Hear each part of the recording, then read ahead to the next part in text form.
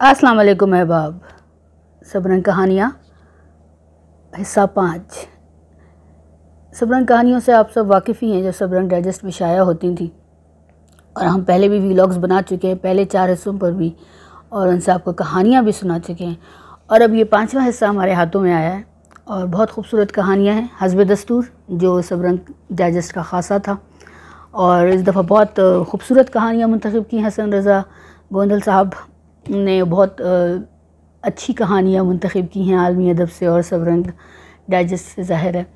और हमारे हाथों में जब ये आया तो मैंने फ़ौरन ही पढ़ना शुरू कर दिया, क्योंकि सबरंग से एक हमारे वालिदैन की और हमारे बुज़ुर्गों की जो उनसियत थी सबरंग से, तो वो हम तक पहुँची है।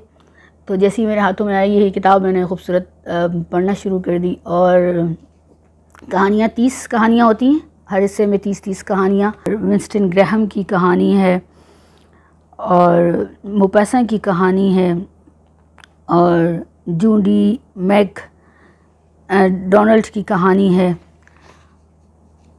और माइल स्क्रोक की कहानी है, डगलस रेल्टन की कहानी है, और हेनरी की शानदार कहानी है एक, और जेफरी आर्चर की एक शानदार कहानी जो मुझे पसंद आई।